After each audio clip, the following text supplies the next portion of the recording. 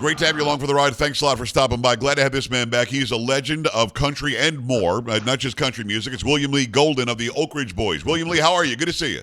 Joe, I'm doing great, man. It's good to see you again. I think the last time we mentioned was in New Brunswick, Texas, there when the Oaks played there. You came out to see us, and it was my first time to meet you in person. Well, it was a pleasure to meet you, and you came up and you gave me your book. I told you this a little while ago. My wife read the book the entire first night. It was gone. It took her a few hours, but she said, this is an unbelievable story of this guy. And I told you then that I wanted to have you on the show. I'm glad that we can make it happen. Thank you. I'm happy to be here, man. I'm a fan of yours, too. Well, I'm a huge fan of yours. Now, you didn't know this, but when I was in college at Palm Beach Junior College in West Palm Beach, Florida, we had a band, a little singing group called the Pacemakers or the Pace Setters. I forget what it is now. I think it was the Pace Setters. And I was the bass guy. All I got to go, and the big song of the day was Elvira. So I got to sing Richard's parts, and I was pretty privileged to do that. What an amazing run you've had, huh? It is, man. This year, the Oak Ridge Boys are celebrating with the four of us being together is 50 years. And it's kind of hard to believe, that it's passed that quick, but that seems to happen, man. Seems like you go to sleep a young guy and wake up an old guy. But it happens too fast. Go ahead. But yeah, man, Richard, we were just together a few minutes ago here, right.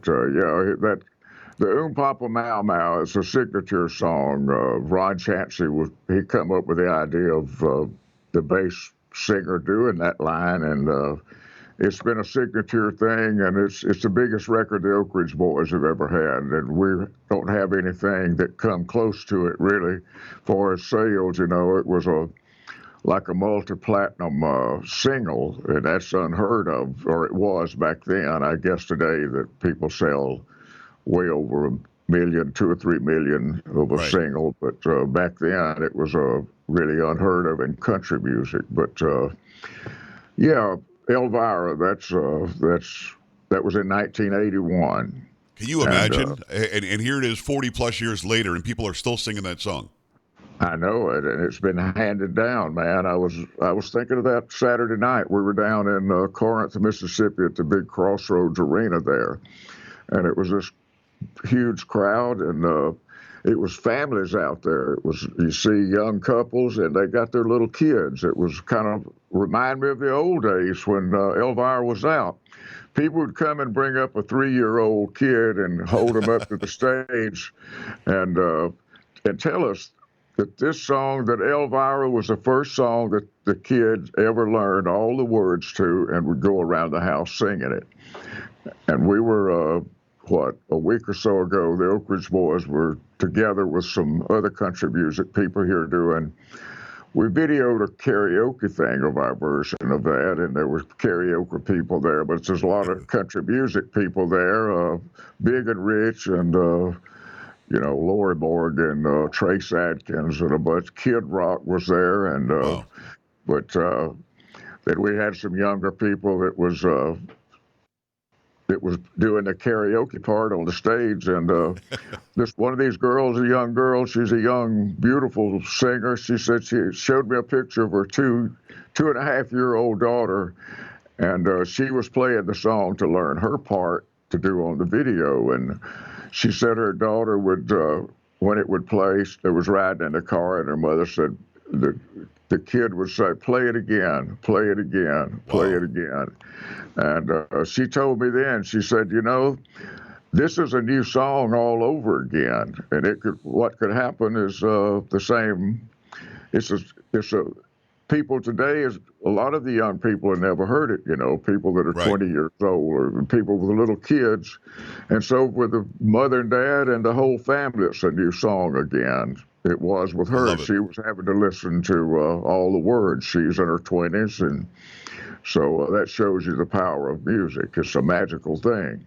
Well, I think that there are generational songs, but I think Elvira is a half century or century song. Whereas you get one like that that'll last for all of time, like once every 100 years, and I really mean that. And without you guys singing it the way that you did, because people don't realize this, Elvira is not a new song for you. That was a song that had been done before, and you guys actually brought it to life and made it Yeah. what it became, right? Yeah, that's true. It was the song was written 16 years before the Oak Ridge Boys Wow. recorded it. Dallas Frazier wrote the song, and what Dallas did is he had it on his album. He actually had a single of it at that time, and then I remember Kenny Rogers in the first edition had it out, and then Charlie Rich had it on his Behind Closed Doors album. But then the Oak Ridge Boys came along, and Ron Chancey was producing us. And Ron, he had the idea of Joe singing the lead on it, and we all sing the choruses and all. But then he had the idea of on the choruses to let Richard step out, do a step out, and do the Papa Mau Maus, the giddy up Papa Mau Mau. And so that became the signature lick of the whole song, really. And Absolutely. so it's amazing. Well, it is. I've got 5 daughters. They all love it. I've got daughters from 32 years old down to 8, and they all love you, and they love the Oak Ridge Boys, and they love that song. It's William Lee Golden, by the way. Go in and check out his website. WilliamLeeGoldenBook.com is where you can get Behind the Beard. Behind the Beard is his book. It's an autobiography that you're going to want to go and read, because this tells a story of, you've been in the Oak Ridge Boys almost 60 years. You went in, what, 65? 65 is when I joined up. How does that happen? How do you become part of that group? Was it existing before you came in? Yeah, it was existing before any of us, and I was there first before these guys, and you know I saw Dwayne Allen in concert, and I thought he would fit the Oak Ridge Boys, and Herman Harper was singing bass at that time, and so Herman and I talked about it, and Herman was trying to call Dwayne to offer him the job, and then Dwayne kind of showed up at the office that day, and it was amazing how all that went down. But then with Richard, Richard was singing with Elvis, and our bass singer at the time, Noah Fox, decided to get off the road, and uh, anyhow, he didn't want to travel as much as we were traveling. We were Right. traveling 200 days a year back then, and but he wanted to get off, and I called Richard Sturban because we had worked with him several times, and he was working with J.D. Sumner and the Stamps Quartet, and they were backing up Elvis Presley. They were on an Right. Elvis Presley tour, but Richard was a fan of the Oak Ridge Boys at that time too, because we would work with them. They were up in Buffalo, New York. He was before he joined the Stamps Quartet. They would get the Oak Ridge Boys new albums, and they had a little group, and they'd wind up learning most of our songs on it, and they were kind of an Oak Ridge Boys clone group, so to speak. Right. But so Richard, he thought about it and said he'd get back to me, and he talked to his wife about it, but then he got Richard to come with us, and then a year and a half later, I called Joe and invited him to be in the group. I thought Joe would fit us. We had Little Willie Wynn was singing the top part at that time, and anyhow, I thought Joe had a lot to offer and would be real unique, and it would fit the Oak Ridge Boys. And Right. I guess 50 years later, I still feel like that was a fit. It's William Lee Golden of the Oak Ridge Boys. Get his book. It's called Behind the Beard. They're on tour all the time. Go and check and see when the Oaks are going to be near you. Also has a group that he put together called the Goldens, which is his family, extended family. We'll talk about that in a minute. But I've got to ask you, as a musician myself, as somewhat of a singer, not like you guys, but I'm a saxophone player. I'm a piano player, whatever. I know when it sounds right. Did you immediately know when the four of you were going to mix exactly right? Did it make sense immediately? It did. When we got to singing together, it had Richard had sang with Joe before. Okay. And then he left the group, the Keystones, and went with J.D. Sumner and the Stamps Quartet, and that's when they were back in Elvis. But they had sang together, and I had heard them in concert a lot. And again, like I say, they would go out there and sing Oak Ridge Boys songs too. I remember we worked up in, I think it was Wilmington, Delaware. We did a concert with them, and those guys went out and did half of our show, it seems, before we got on stage. So Wow. it was kind of funny, in a way. But I knew it would fit, and it did. And so it's been amazing, man. And Joe is good. He's good, fast on his feet, talking and stuff. Right. So, and he's good on his feet talking. So, something happens, he's quick-witted. No, he is. No, he's out there. He's out there controlling the audience and directing what's going on and being funny and being entertaining. And the way that you guys sound, I saw you last year, as you know, as you mentioned earlier, and you sound as good now as you did then. And I went and I checked out the Front Porch Singing. Now, Front Porch Singing, that was because COVID was happening, right? You guys couldn't go and tour. It is. What happened is COVID hit, and we were all sent home. And anyhow, it was during COVID when I wound up doing my book. For about 2 or 3 weeks after COVID hit, they sent us home, told us you're unessential to go home, lock your doors, put on 2 masks. If anybody knocks on your door, crawl under the bed. So stupid, right? Yeah. So I was watching television news for about 3 or 4 weeks, and the flatten the curve and all that. And I realized, man, we're being conned here. And so I had to turn that crap off and got away from television. I just got away from it. I couldn't stand it at that point. And I'd get outside under the trees out in the back. That was in the springtime. And man, all these old songs. And it was a time that I'd had a vision a couple of years before that to get my family back together and sing and record together.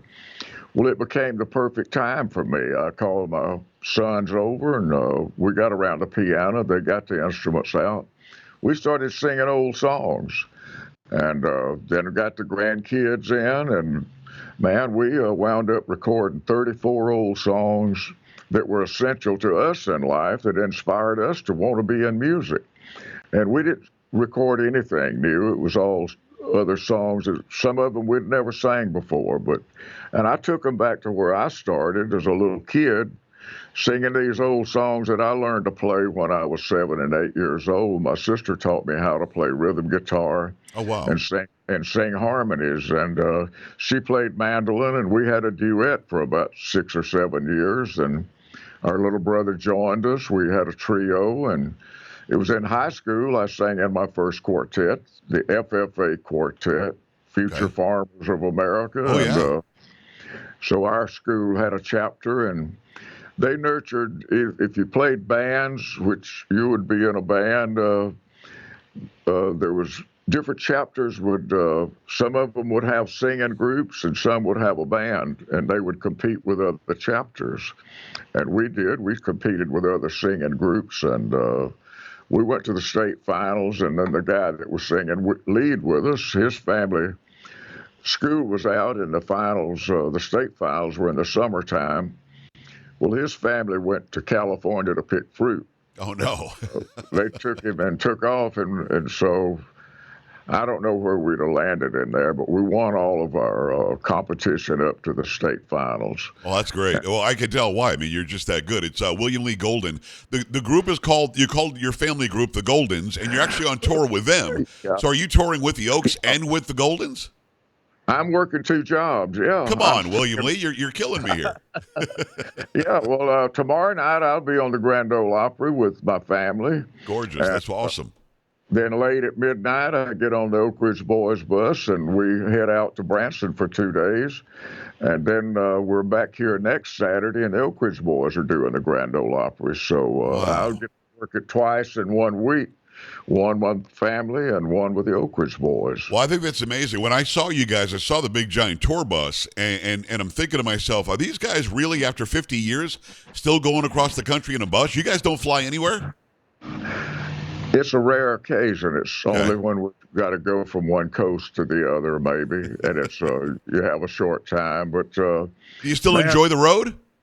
I do. It's actually the tour bus is the way to go because airports wear me out. I mean, you can go, you get jet lagged and all that stuff, but a tour bus, it's private. You got real comfortable bunks on there, so everybody's got their own bunk. You got, if you want to watch TV, you got it in your bunk. If you want to watch the big screen, you got it up front and one in the back. How nice But is yeah, that?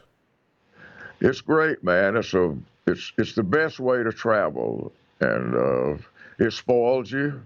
And every time we have to fly, it's usually we don't like it that much. Well, it sounds like you've got it made the way you're doing it. It's William Lee Golden of the Oak Ridge Boys of the Goldens. Find out if either group is going to be performing near you soon, and make sure you go see them. William Lee Golden and the Goldens.com is one website. WilliamLeeGoldenBook.com is where you can get behind the beard. William Lee, we don't have a ton of time left, but do me a favor. Because I've seen the pictures of you from the 70s. You look like you could be a model.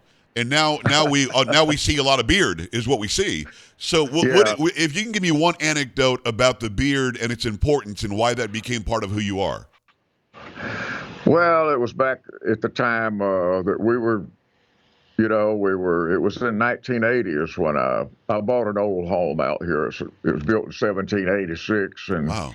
being there, and I got friends that I used to go camping with, like primitive camping, and some of these guys were part of the American Mountain Man Association, but we'd go camping together, and primitive camping where you got to start your fire with a flint and Right.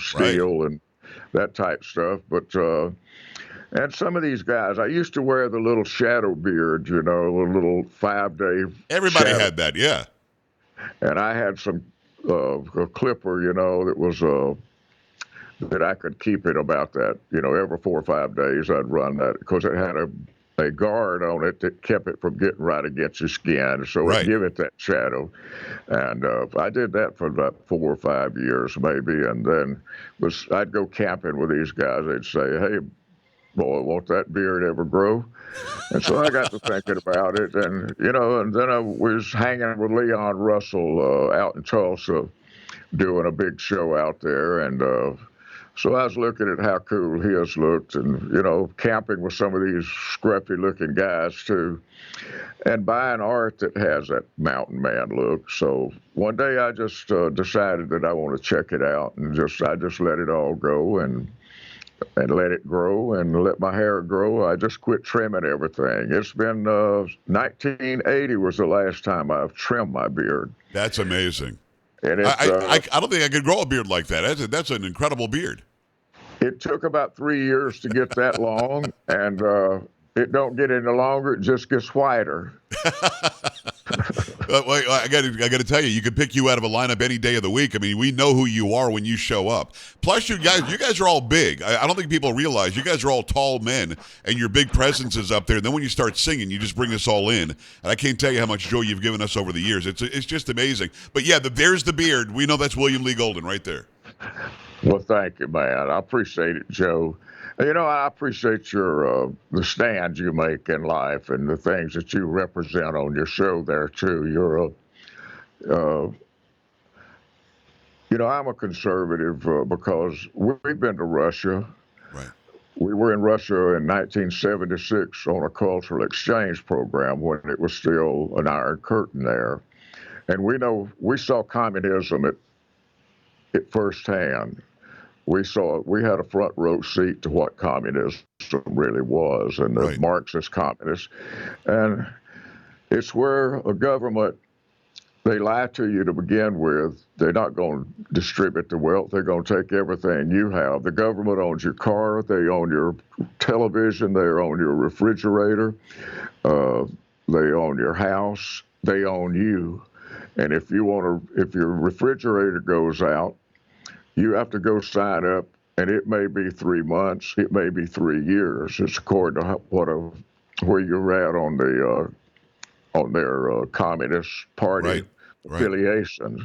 So, and to see what's happening, and with some of the people that have gone down that route, far as our elected politicians, and there's a lot of people that don't understand what communism really is and what's Marxist communist is, and they burn your churches.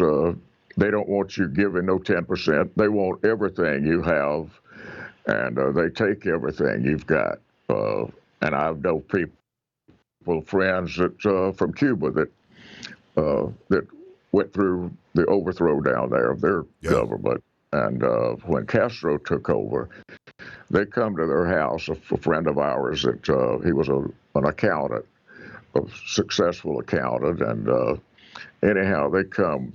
Security people, troops come in and with a legal pad, and they go through your house and take everything. They write down everything you got, and your car, everything. Then they tell you that all of this belongs to the government now, and you're not allowed to move any of it or sell any of it.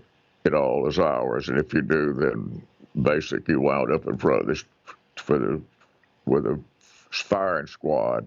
Right. So I know what that is, and it's concerning to see some of the far left, what some of them are trying to push us into here. And I just hope that enough smart people stand up and be strong against that, man. And you're one of the people, you're one of the voices that are, you're giving real truth and reason to people. And so I want to thank you for that, Joe. Well, I'm truly honored. I've got to tell you, William Lee, I'm not doing anything special. What I'm doing is I love the country, and you guys love the country. I know that you love your family and this country, and you love the freedom. And the idea that we should give up freedom because somebody disagrees with me, or I should give up freedom because Joe Biden was selected by somebody, I couldn't do it. I just couldn't. So I like to have fun on the radio. I like to sing. I like to have a good time, talk to people like you. But at the same time, we have to keep people abreast of what that Constitution means and how important this country is to all of history. And I think some people don't get that. Well, and another thing, man, is when we went to Russia, it was a cultural exchange program. We had to send a list of all the songs and the words on every song. Really? And there was an old song that we did called "Where the Soul Never Dies." To Canaan land, I'm on my way where the soul never dies. Yeah. They said you're not allowed to say Canaan land. You can say Disneyland, but you cannot say Canaan land. Really? Yeah, that's right, man. And it's so we saw they want to force you to say what they want you to say, and you lose all your freedoms. That's what that is. And so thank you for standing up for what's for the freedoms that we all have grown up enjoying. It's an honor to hear that from you, William Lee. Thank you so much. It's WilliamLeeGoldenBook.com is the website to get the book. Behind the Beard, the Goldens, you can go to William Lee Golden and thegoldens.com. Go and consume anything the Oaks do and anything that the Goldens do, because these people are amazing Americans. And I can't wait to see you in person again soon, my friend. Thank you so much for coming on. All right. Thank you, Joe. I appreciate you. We're back after this. Stay right here.